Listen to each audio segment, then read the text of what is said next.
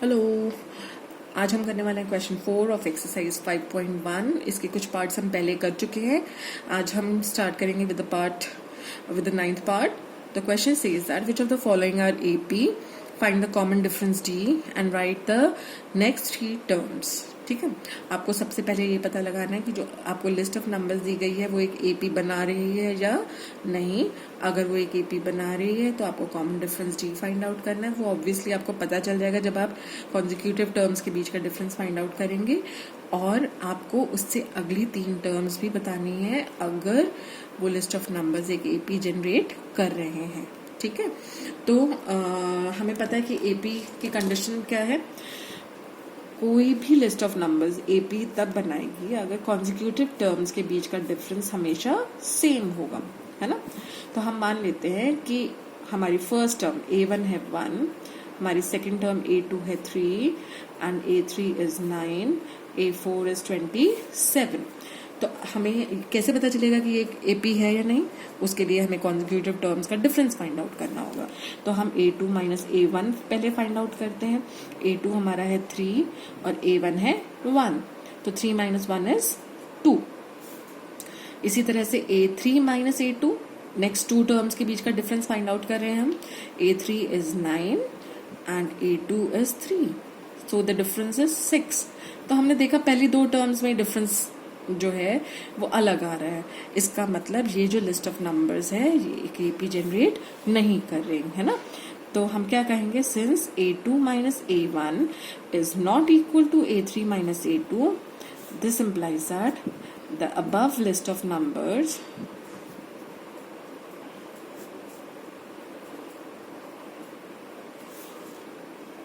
is not an AP. Okay, now this next part, a comma 2a comma 3a comma 4a and so on। यहाँ पर first term हमारी क्या है, a, second term a2 is 2a, a3 is 3a, a4 is 4a।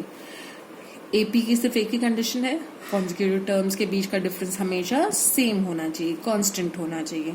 तो हमें सबसे पहले consecutive terms के बीच का डिफरेंस फाइंड आउट करना है। तो a2 minus a1 is equal to 2a minus a। 2a में से एक a गया तो a, a2 हमारा 2a है, a1 हमारा a है ना। इसी तरह से a3 माइनस a2 जब हम फाइंड आउट करेंगे तो a3 हमारा 3a है और a2 हमारा 2a है, तो 3a में से 2a गया तो a। इसी तरह से a4 माइनस a3 अगर हम फाइंड आउट करते हैं तो this is 4a minus 3a which is again a। तो आप देख रहे हैं कि हर बार डिफरेंस सेम आ रहा है ना, that means the difference is constant. Therefore the above list of numbers is forming a AP।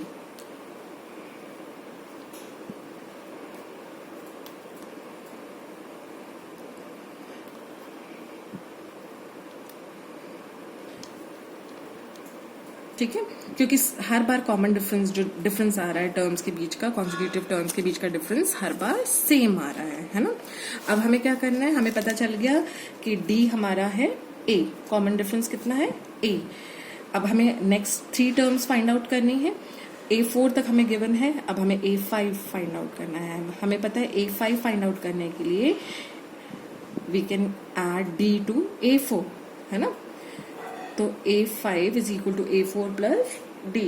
ये आपको मैंने पहले बताया था कि हम कैसे निकालते हैं। यहाँ पर आप एक बार फिर देख सकते हैं। हमें पता है a2 माइनस a1 हमारा क्या आया था, a, which is the common difference d, है ना। तो एक तरह से a2 minus a1 is d, तो a2 is equal to a1 plus d। ठीक है, इसी तरह से a3 माइनस a2 आपका क्या था, this was also equal to d, तो a3 was a2 plus d। तो हम क्या कर रहे हैं, हमें जो नेक्स्ट टर्म पता लगानी है उसमें हम प्रीवियस टर्म में d ऐड कर रहे हैं। ठीक है, तो a5 पता लगाने के लिए हमें a4 में d ऐड करना होगा। a4 हमारा क्या था 4a और d क्या है a, तो 4a plus a is 5a, तो हमारा a5 इज 5a। ठीक है, इसी तरह से a6 will be equal to a5 plus d। a5 is 5a, D is A, so A6 is 6A. ठीक है. Now the third term क्या होगी हमारी? A7, this is equal to A6 plus D, so this is equal to A6 हमारा 6A plus D is A, so A7 is equal to 7A. 6A plus A is 7A. तो next 3 terms हमें मिल गए 5A, 6A and 7A. I hope this is clear, है ना? Now the next part, 11th part, A square, A cube, A4 and so on.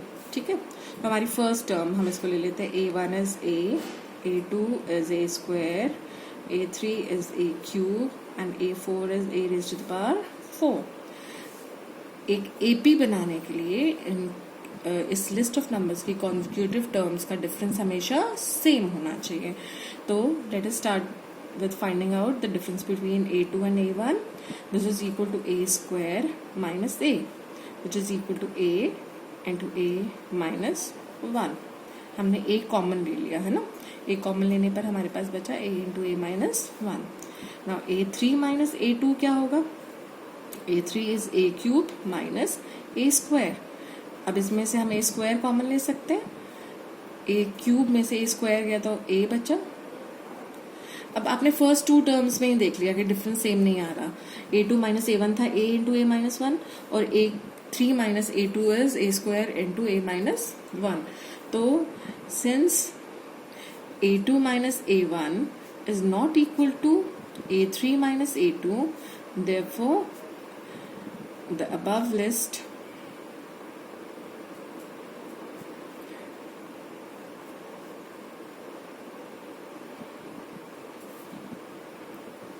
does not form an AP. I hope this is clear. Now the next part, 12th part, root 2, root 8, root 18, root 32 and so on. इस question को simplify करने के लिए, understand करने के लिए सबसे पहले हम इसे फैक्टराइज करेंगे. ठीक है. अगर आप 8 के फैक्टर्स निकालते हैं तो 8 के फैक्टर्स आर 2 इंटू 2 इंटू 2, है ना. 18 के फैक्टर्स होंगे 2 इंटू 3 इंटू 3. 2 2 ज़ा 4, 4 2 ज़ा 8. 18 के फैक्टर्स हुए 2 3 ज़ा 6, 6 3 ज़ा 18, है ना. 32 के फैक्टर्स हुए 2 इंटू 2 इंटू 2. कितनी बार आ रहा है ये? 5 टाइम्स. ठीक है. तो हम एक चीज ऑब्जर्व कर रहे हैं कि अगर हम इसको रीराइट करें, दिस इज रूट 2, इसमें से 2 कॉमन आ सकता है तो ये हो जाएगा 2 रूट 2. इनमें से 3 बाहर आ सकता है तो दिस इज 3 रूट 2. इसमें से हम ये जो आप पैटर्न स्टडी करें, this is 1 root 2, this is 2 root 2, this is 3 root 2. अगला पैटर्न वो करने के लिए हम एक 2 ये बाहर आया, दूसरा ये आया, है ना. तो this is 4 root 2. I hope this is clear कैसे आ रहा है ये. तो हमारी first term A1 is root 2, A2 is 2 root 2, A3 is 3 root 2, A4 is 4 root 2. ठीक है. अब ये एक AP बना रहा है या नहीं, इसके लिए हमें कॉन्जिक्यूटिव टर्म्स के बीच का डिफरेंस फाइंड आउट करना है. That means we have to find out A2 minus A1. तो A2 minus A1 is 2 root 2 minus root 2. This is simply root 2. 2 root 2 में से 1 रूट 2 गया तो रूट 2, है ना.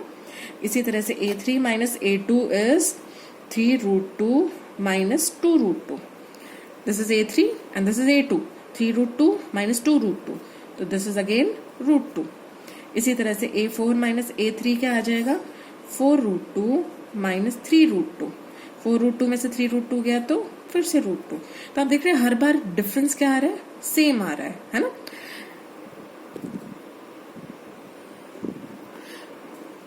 तो हमने ऑब्जर्व किया कि हर बार डिफरेंस सेम आ रहा है. और डिफरेंस कितना आ रहा है हमारा? रूट 2. ठीक है. Therefore the above list of numbers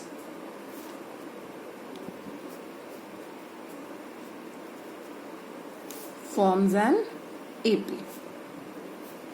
अब हमारा A1 क्या था, √2, A2 क्या था, 2√2, A3 क्या था, 3√2, A4 क्या था, 4√2, A5 क्या होगा, हमें नेक्स्ट 3 टर्म्स बतानी है ना, तो A5 is A4 plus D. वैसे हम ये जो पैटर्न है इसको देखकर भी बता सकते हैं, लेकिन अगर हम प्रॉपर मेथड से करें तो that will be equal to A4 plus d. A4 is 4√2 plus √2, so this is 5√2. Similarly, A6 is equal to A5 plus D. A5 हमारा था 5√2 और D है √2, तो 5√2 plus √2 is 6√2. Similarly, A7 will be equal to A6 plus D. A6 हमारा है 6√2 और D है हमारा √2, तो 6√2 plus √2 is 7√2.